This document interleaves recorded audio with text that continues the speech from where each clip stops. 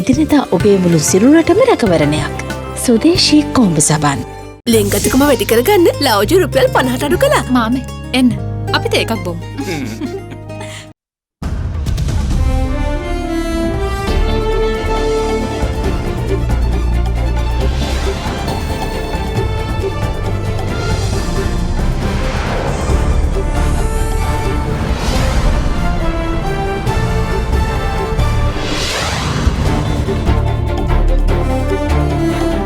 Tonight, paving the way, Supreme Court throws out fundamental rights petitions offering hope for political stability. Freedom of movement. Government announces island-wide normalizing of public transport services from Monday. Fix it or I will. President delivers scathing ultimatum to prison officials to bring an end to rampant lawlessness within prison walls. Damning revelations. Easter Attack Commission hears evidence of official lethargy at the highest echelons of the police department. All this and much more coming up on this Tuesday, the 2nd of June 2020. සිරා කොක්කක් set කරගන්න ඔබේ ඇඳුම එළිය රැකගන්න. නවරින් සෑම සේවීමකින්ම ඇඳුමට අලුත් එළිය. From AdaDerana, this is AdaDerana First at 9. Live from Studio 24 in Colombo. Good evening and welcome to First at 9. I'm Shanella Fernando. In your top stories for tonight, after 10 days of hearing representations from petitioners and respondents, the 5-member bench of the Supreme Court today delivered its ruling, dismissing all 8 petitions filed challenging the President's Gazette notification dissolving Parliament and the announcing of a fresh date of 20th June for the holding of parliamentary elections. Following this ruling, Election Commission Chairman Mahinda Deshapriya announced that the Commission is to meet tomorrow to decide on all factors pertaining to the holding of the polls. A total of 8 fundamental rights petitions were filed before the Supreme Court, demanding the nullification of the Gazette notification issued by the President, dissolving Parliament, and the Election Commission setting the date for the parliamentary elections on June 20th. The petitions were filed by Attorney-at-Law Charitha Gunaratna, Samaga Janabalawega General Secretary Ranjit Madhuma Bandara, Pathali Champikaranawaka, Kumar Velgama, Executive Director of the Centre for Policy Alternatives Pakiya Sothi Saravanamuttu, and journalist Victor Ivan. In addition, a total of 15 intermediate petitions were also filed in this regard. The petitioners had sought a ruling that the Commission's decision to hold the general election on June 20th was unconstitutional and sought an interim order preventing the general election being held until the petitions were heard. A total of 15 respondents were named, including the Attorney General on behalf of the President, the Election Commission Chairman Mahinda Deshapriya and its members, Director General of Health Services Dr. Anil Jasingha, and Secretary to the President Dr. P.B. Jayasundara. The 5-member bench of the Supreme Court, comprising of Chief Justice Jayanta Jayasuriya and Justices Bhuvanika Aluvihare, Sisira Diabru, Priyantha Jayawardena and Vijit Malalgoda, commenced hearing the petitions on 18th May. During the consideration of the petitions, the Election Commission had informed the Supreme Court that there was no possibility of holding a general election on 20th June, which resulted in the petition filed by Attorney Charitha Gunaratna being withdrawn. After considering the petitions for 10 days, the verdict on whether or not leave would be granted to hear the petitions was announced in the Supreme Court this afternoon. Accordingly, the 5-member bench of the Supreme Court unanimously decided to dismiss all the petitions filed. පෙස්සම් 8ම ප්‍රතික්ෂේප කරා. ඒකෙන් අදහස් වෙන්නේ පරණ පාර්ලිමේන්තුව කැඳවිය යුතුයි කියන ඒ තර්කය බිඳහෙල්ලා තියෙනවා. ඒක ප්‍රතික්ෂේප කරලා තියෙනවා කුසලතාවකින් තොර කියන එක. නැවත වතාවක් ඡන්දයේ මාස 3කට පසුව පවත්වන්න බෑ කියන එකත් ප්‍රතික්ෂේප වෙලා තියෙනවා. ඊටමත්ම පැහැදිලි මේ දක්වා අතිගරු ජනාධිපතිතුමා විසින් කරන ලද කියලු ක්‍රියාවන් පවත්නා නීතියට අනුව කටයුතු කරලා තියෙනවා කියලා. ඒ අනුව ඊටමත්ම පැහැදිලි දැන් පුළුවන් ඉක්මනට ප්‍රජාතන්ත්‍රවාදය ස්ථාපිත කිරීම සඳහා පාර්ලිමේන්තු මැතිවරණය පැවැත්විය යුතුයි කියන එක. එකක් පමණක් මට කියන්න පුළුවන්. ප්‍රජාතන්ත්‍රවාදය වෙනුවෙන් ගෙනියන සටනය ඉදිරියටත් ගෙනියනවා කියන එක. අධිකරණ ස්වාධීනත්වය ඒ සම්බන්ධව ඔබතුමා මොකක්ද කියනවාද? අධිකරණ ස්වාධීනත්වය ගැන කිසි සැකයක් නැහැ කාටවත්. Chairman of the Elections Commission Mahinda Deshapriya expressed these views regarding the forthcoming general election following the verdict delivered by the Supreme Court today. අද දින ගරු ශ්‍රේෂ්ඨාධිකරණය විසින් පාර්ලිමේන්තු මැතිවරණය පැවැත්වීමට සම්බන්ධයෙන් ඉදිරිපත් කර තිබූ සියලුම පෙත්සම් විභාගයට නොගැනීමට කරන ලද තීරණය නිසා මැතිවරණ කමිෂන් සභාවට දැන් ක්‍රියා කිරීමට සිදු වෙනවා මැතිවරණයට අදාළ සියලුම ව්‍යවස්ථාපිත කටයුතු කඩිනමින් සිදු කිරීමට. ඒ වගේම ඡන්ද විමසීමට දිනයක් නියම කිරීමයි අවශ්‍යතාවයක් තියෙනවා. මක් නිසාදයක් ජුනි 20 දින ඡන්ද විසීම පැවැත්විය නොහැකි බැවින්. අනෙක් අතට තරම් කරන පක්ෂවල ස්වාධීන කණ්ඩායම් වල තොරතුරු ඒවායේ අපේක්ෂකගේ නම් සහ මනාපංක ඇතුළත් ගැසට් නිවේදනයද නොපමාවන්නට මැතිවරණ කොමිෂන් සභාවට සිද්ධ වෙනවා. මේ කාර්යයන් සිදු කරණීම සඳහා ගන්නා ක්‍රියාමාර්ග දිනවකවානු සම්බන්ධයෙන් මැතිවරණ කොමිෂන් සභාව හෙට දිනේදී සාකච්ඡා කිරීමට අපේක්ෂිතයි. The Presidential Commission of Inquiry investigating the Easter Sunday attacks heard evidence from a senior officer of the Terrorism Investigation Division who revealed evidence of startling negligence by the highest echelons of the police department, who ignored warnings and repeated requests for action with regard to the activities of attack mastermind Zaharan Hashim. The TID officer revealed that Zaharan Hashim had operated 11 training camps in 6 locations where up to 30 individuals were trained for extremist attacks. The senior officer of the Terrorism Investigation Division, who testified last Friday, appeared again before the Presidential Commission of Inquiry investigating the Easter Sunday attacks today. During questioning of the witness by the Commission, it was revealed that Zaharan Hashim's involvement in the vandalism of Buddha statues in Marvanella and the discovery of explosives at Laktobatta in Vanathavillua had been proven on the 28th of March 2019, mere weeks before the attacks. Further, the witness revealed that the now infamous ISIS pledge video recorded by the bombers had been filmed at an apartment in the Span Tower complex in Devala, after which the suspect Jamil Mohammed had travelled to the Taj Samudra Hotel and returned in a van at 10:30 p.m. in the company of 2 other individuals who together transferred several travelling bags to the apartment. In response to a question regarding the identity of the 2 individuals, the witness revealed that although the relevant CCTV footage was in the possession of the Criminal Investigation Department, a technical fault had resulted in the footage being unavailable. The witness told the Commission that Jamil Mohammed had, upon his failure to detonate the explosive at the Taj Samudra Hotel, had travelled to a mosque in Devala, which was part of the attacker's contingency plan to assemble at the location in the event of such a failure. At the mosque in Devala, Jamil Mohammed had unsuccessfully tried to make a phone call, after which he proceeded to the Tropical Inn and detonated his device upon being flustered following his being questioned at the mosque. Further, in response to a question regarding the bomber's technical knowledge in bomb making, the witness responded that investigations had revealed that while Katuapitiya bomber Mohammed Hastun possessed the technical know-how, Zaharan Hashim's sibling Rilwan and Cinnamon Grand bomber Ibrahim Ilham had aided him in manufacturing the devices. Further, the witness stated that Zaharan Hashim had operated 11 training camps in 6 locations, revealed to be in Settikulama in Hambantara, Levella in Kandy, Malwana, Blackpool in Nuwara Eliya, Shantipura also in Nuwara Eliya, and Tahalgavava in Madavachia. The witness added that while between 25 to 30 individuals had undergone training at the camps, some of them had lost their lives and the others had been taken into custody. The witness was then asked if any of the bombers had maintained ISIS links, to which he revealed that only Jamil Mohammed had had contact with an ISIS sympathizer, but no links had been found regarding the other bombers. The Commission was also told that the bombers had managed to send video footage of the bombings to the ISIS-linked Amaq news agency before their arrests, which the organisation then accepted responsibility for the attacks after viewing the videos. The witness then presented to the Commission information regarding the investigations into the extremist statements posted by Zaharan Hashim on his Facebook account. Accordingly, the Commission was told that Zaharan Hashim had published such extremist statements on numerous occasions beginning from January 6, 2018. The witness added that a letter had been sent to the IGP on 16 March 2018, warning him that through these statements, membership in the National Tawhid Jamaat had increased and that there was danger of turmoil being created in the country, and called for immediate action to be taken against the suspect. The witness revealed that due to a conflict between another Muslim group in the Katangudi area, Zaharan Hashim and his sibling Rilwan were forced to flee the area and go into hiding.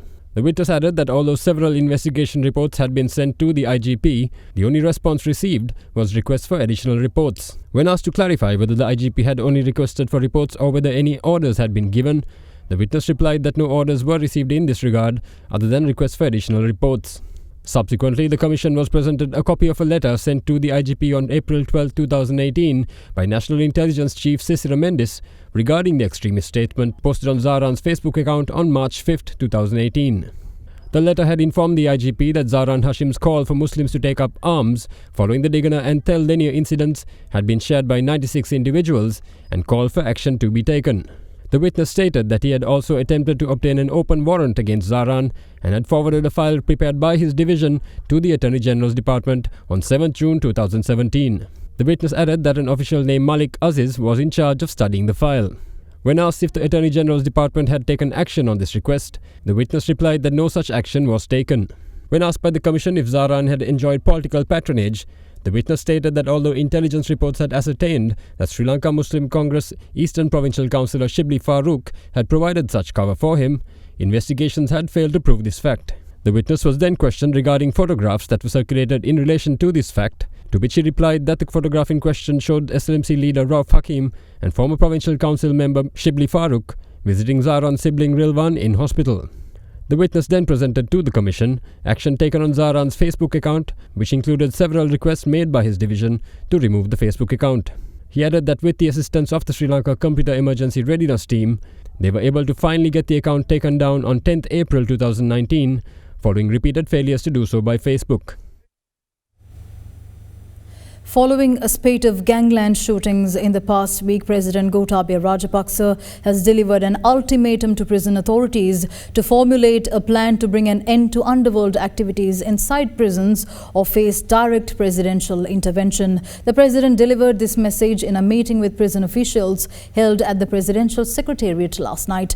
In the meantime, the Police Special Task Force and the Colombo Crimes Division arrested multiple suspects in connection with the shooting incidents throughout the day today.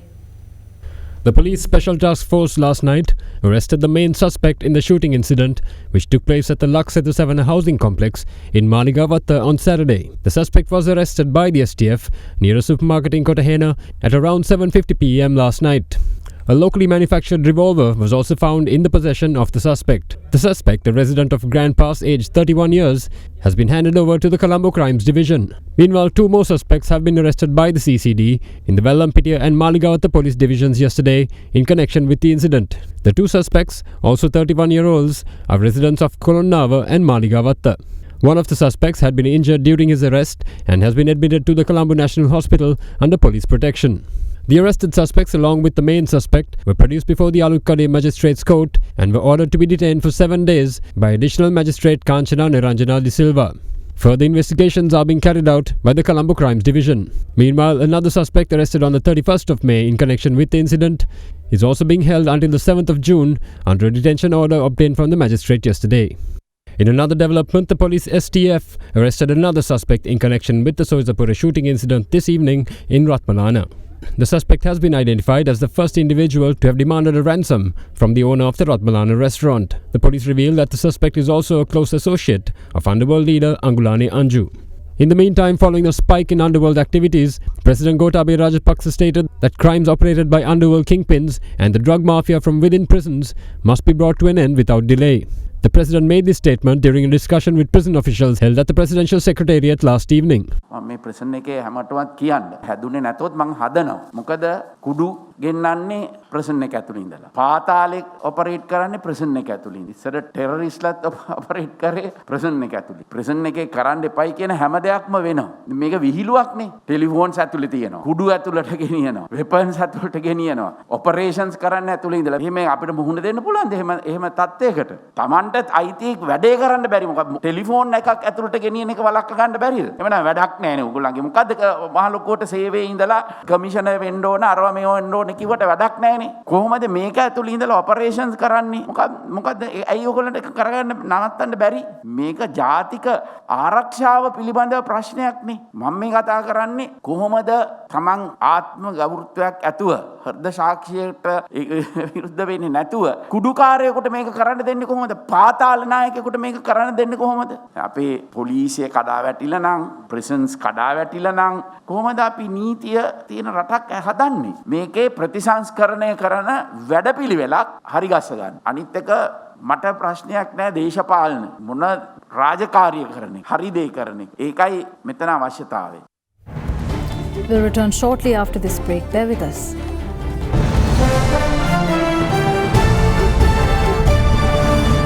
Corona වෛරසය පැතිරීම වළක්වන්න සබන් යොදා දෑත් සෝදන්න.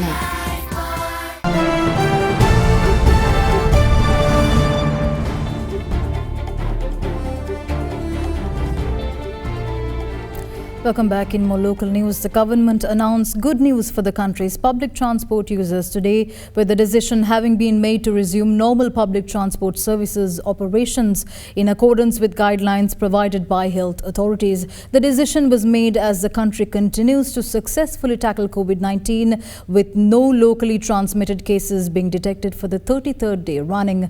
The country's current virus cases continue to be reported from among the Navy cluster and the foreign repatriates. Sri Lanka saw the detection of 10 fresh COVID-19 cases yesterday. 4 among the new detections are arrivals from Bangladesh who were placed under quarantine at the Army's Diatalava facility. The remaining cases consist of 2 naval personnel, an Indonesian arrival, an arrival from Belarus, and 2 associates of an infected soldier detected while in quarantine. ඒ හමුදා නිලධාරී මහත්වරුන් ඇත්ත වශයෙන්ම කුවේට් රාජ්‍යයේ සිට පැමිණි උදවියට පෝරම පිරවීම වැනි කටයුතු ඔවුන්ට කර ගැනීමට නොහැකි තත්ත්වයන් තුල ඒ සඳහා උදව් කරලා තියෙනවා. ඉතින් ඒ වැනි ගුවන් මගීන් සමග ඔවුන්ගේ අවශ්‍යතා ඉටු කරන්න ගිහිල්ලා තමයි මේ විදියට මේ ආසාදනයට ලක් වෙලා තියෙන්නේ. ඉතින් ඔවුන් හොඳ තත්ත්වයෙන් සිටිනවා. මේකෙන් අදහස් වන්නේ නැහැ යුද හමුදා සමාජිකයන් අතර රෝග ව්‍යාප්තියක් තියෙනවා කියලා. මොකද මේක ඇත්ත වශයෙන්ම ඊටාම අහඹු සිද්ධියක් හැටියට අපිට However, the health department has taken measures to quarantine 9 members of 2 houses in the Homagam area, where the 2 associates of the soldier reside.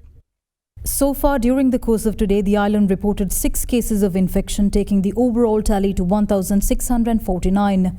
Health authorities placed the country's number of recoveries at 823, with 12 more people returning to their daily lives today after full recovery. Sri Lanka recorded its 11th death owing to COVID-19, with 1 more patient succumbing to the virus yesterday. That leaves the number of active cases in the country at 815. Since the detection of the first infected sailor on the 22nd of April, 764 naval personnel tested positive for COVID-19, and among them a total of 415 sailors have headed home after full recoveries. Meanwhile, biosamples of 174 naval personnel and airmen placed under quarantine were obtained today for PCR testing. Biosamples were also collected from all arrivals at the Bandaranaike International Airport yesterday, following the decision to make PCR testing compulsory. Accordingly, biosamples required for PCR testing of 291 Sri Lankans who arrived in the country from Singapore on a Sri Lankan Airlines flight today were obtained. Meanwhile, the Ministry of Transport stated that starting from Monday, the 8th of June, public transport services will continue to be as normal in accordance with health guidelines issued by the authorities. Accordingly, plans have been made to operate all existing private and CTB buses, while school buses, buses used for trips and pilgrimages, as well as all buses on the waiting list to be registered, will also temporarily be deployed for the purpose. The temporary registration of these buses will commence from tomorrow and will be registered by the National Transport Commission or the Ceylon Transport Board. President Gotabaya Rajapaksa stated that necessary mechanisms must be established to protect the country from a serious dengue outbreak, as the health authorities warn of a possible spike following the end of prevailing showery conditions. The president made these observations during a meeting convened to discuss future plans with the Presidential Task Force on Dengue Prevention at the Presidential Secretariat yesterday. President Gotabaya Rajapaksa met officials of the Presidential Task Force on Dengue Prevention at the Presidential Secretariat yesterday. During the meeting, the President, along with Prime Minister Mahinda Rajapaksa, issued directives to governors and local government authorities to prepare a mechanism to control the imminent dengue outbreak with the receding of rains. Since the Western Province records the highest number of dengue patients, the President pointed out that an effective dengue control mechanism giving priority to the Western Province can only help prevent any serious outbreak. The President also stated that all local government institutes, the health sector and the environmental police should actively engage in achieving this objective. Health sector authorities highlighted that the number of dengue patients is low during the first quarter of the year compared to the previous year. Methodical disposal of garbage since November and the tendency among people to maintain their surroundings during the curfew imposed in the wake of COVID-19 have paved the way for this progress.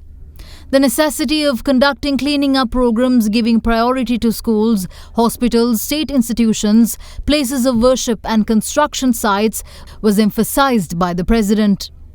Furthermore, environmental police units will be expected to be responsible for monitoring these areas in collaboration with respective health authorities and local government organizations. The President and the Prime Minister instructed the relevant officials to conduct follow-up meetings once a week with the participation of governors and local government authorities to evaluate progress and to use the experiences of countries who have been successful in dengue prevention. The Ministry of Public Administration, Home Affairs, Provincial Council and Local Government has announced that this Thursday, the 4th of June, has been declared a holiday for all government institutions. The decision had been made due to the imposition of an island-wide curfew on this day.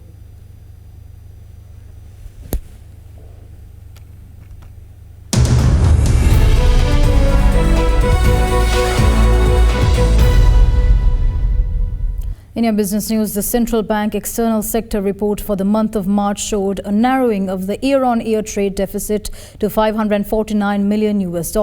Disruptions to domestic production processes and export-related services due to the curfew, along with disruptions to both domestic and global supply and demand chains as a result of the COVID-19 outbreak, were cited as the main reasons for this sharp decline in export earnings.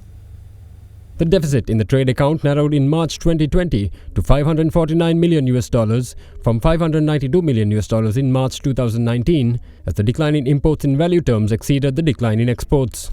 However, on a cumulative basis, the trade deficit widened to $1.85 billion during the first 3 months of 2020 from $1.66 billion in the corresponding period of 2019. Meanwhile, terms of trade, which is the ratio of the price of exports to the price of imports, improved by 25.7% year-on-year in March 2020 due to the increase in export prices and a decline in import prices.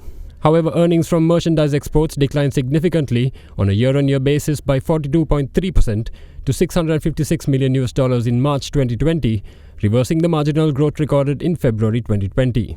Disruptions to domestic production processes, disruptions to export-related services due to the imposition of curfew, and disruptions to both domestic and global supply and demand chains due to the outbreak of the COVID-19 pandemic were the main reasons for this sharp decline in the earnings from exports. Accordingly, all major export sectors, including agricultural, industrial and mineral exports, recorded significant contractions in March 2020. Major export products such as textiles and garments, tea, rubber products, gems, diamonds and jewellery, machinery and mechanical appliances, seafood and coconut mainly contributed to the decline in export earnings. However, earnings from minor agricultural product exports recorded a growth during the month. The export volume index in March 2020 declined by 45.1%, while the export unit value index improved by 7.3%, indicating that the decline in exports was driven entirely by low volumes when compared to March 2019.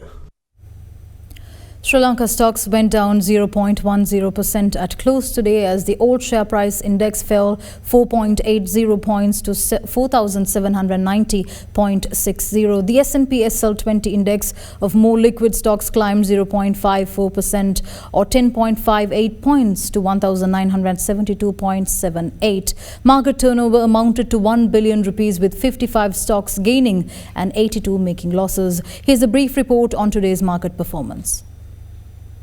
Today we saw a mixed reaction in the market, with the ASPI losing about 5 points and the S&P SL20 index gaining about 10 points for the day. With that, what we saw is mainly most investors were uncertain in terms of buying and selling. The main reason is the verdict that was due from the Supreme Court. However, turnover levels actually exceeded $1 billion with significant volumes coming from Expo Lanka. We saw John Keys Holdings, Sampath Bank, Ceylon Coal Stores trading heavily during the day, boosting turnover levels. Today was also a high day for foreign participation. Retail participation was slightly limited today. However, we saw buying interest coming in as soon as the market was slightly lower during the day.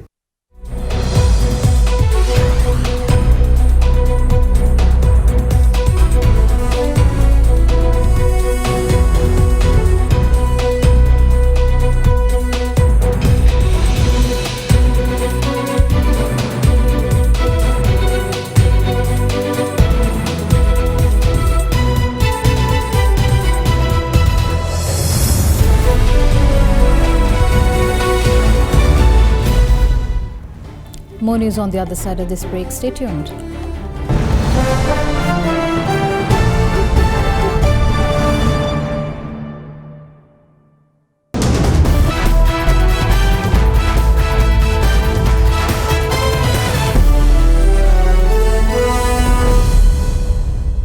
In sports, Sri Lanka's cricketers resumed training in a 12-day residential training camp in Colombo. Sri Lanka Cricket stated that the squad primarily consists of bowlers, while several players have been included to undergo rehabilitation. Furthermore, the practice session will hold its training sessions at the CCC grounds in Colombo.